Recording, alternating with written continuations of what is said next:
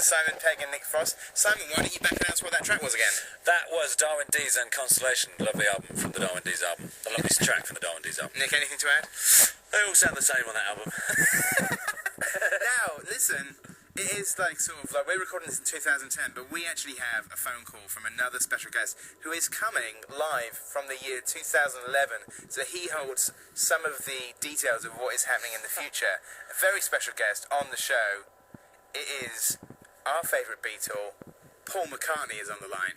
Hey, how you doing? Hey, I'm not so special. You know, I'm just another guy, just like Elvis, or you know. It's an honour to talk to you, Sir Paul. Yes, well, Simon's already kind of like given us a little clue of what's happened. The very happy news that you have been knighted today on New Year's Day 2011 for the second time. Is that correct? For the second time, yeah. It's great. You know, I think it's the first time in history that it's happened. You know. You know, I got to meet the Queen again, you know. And well, the best thing about it is that now that people are obliged to call me Sir Paul, you know.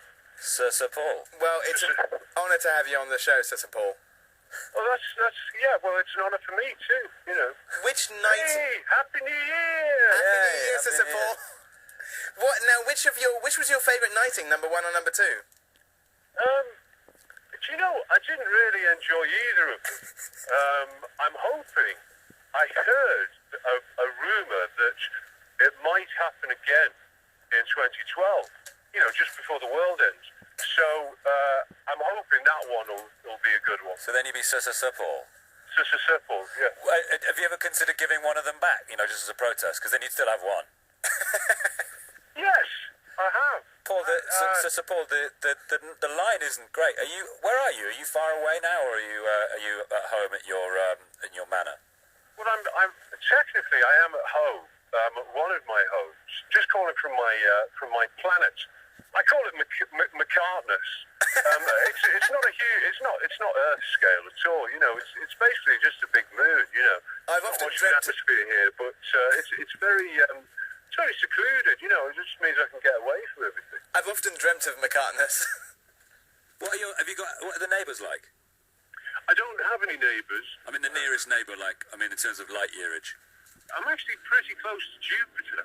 Oh, I can see that. Right. I mean, I don't want to give away the exact location of the solar system. Because then the space taps will turn up. I'm just looking up now at Jupiter, and it's quite frightening, really. You know, Sir Paul, it's Nick Frost. I guess having your own planet means you get to have a lovely big Christmas tree. It's more of one that I've made myself out of boulders.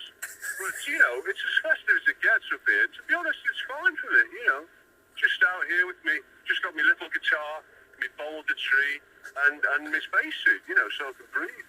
Because of what things have turned out so wonderfully for you in terms of your contribution to the world and music, but your other surviving fellow Beatle, Ringo, has had.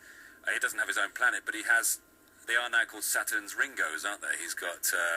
He owns a couple of the rings around Saturn, and they're now called Ringos. Is that correct? That's right. Yeah, and he's modified them. Has he? So that were an asteroid or a comet with sufficient velocity and mass to crash into them, it would make the sound of a cymbal. Oh!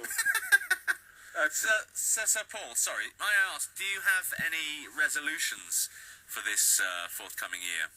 Well, I suppose, you know, I've been a vegetarian for years, and each year it's a struggle, you know, so that's my resolution. Every year, you know, just eat vegetables, you know, you can, because it's, you know, it's surprising, you can just get by on, you know, sprouts and onions and lettuce and pork and carrots and... Wait, pork, did you say? Yeah, you know, pork and... So Paul, you know pork's not actually a vegetable? Curly kale and, you know, potatoes are good. I mean, they're not technically vegetables, you know, but... yeah, so... It's I guess you take it day by day, I suppose. It's just like... Just day by day, you know. Just have like a nice vegetable lasagna or a bacon sandwich, you know, and that's it, you know, that just keeps me going. Well, that's great, Sir Paul. It's a real honour to speak to you, Sir Paul, on this momentous day when you've been knighted for the second time. And Thanks very much, guys. No, and listen, we hope you have a fantastic year of the rabbit on McCartney. Thanks very much. And hopefully we'll have you back in 2012. Hang on, one of the boulders has fallen off my Christmas rock tree and it's cracked my helmet. I think I need to just go and fix it because I'm just having a bit of trouble breathing. So all right, I better go and fix it. But anyway, Happy New Year! Hey! Good luck with your helmet, Sir Paul. Nick was having trouble with his helmet earlier. He's gone. Oh, but has he? That doesn't sound good. No. Well, I hope I hope Sir Paul is okay. I have got Was that the sound of Sir Paul being turned inside out? I'm not sure what that was, Nice. but I hope he's okay. I think he's going to be okay. He's having a total recall style eye bulge at the moment. a McCartney eye bulge. Now, speaking of which, Nick, what's your next track? It's not 2010. We're just going to go back to the 80s and do it jungle style.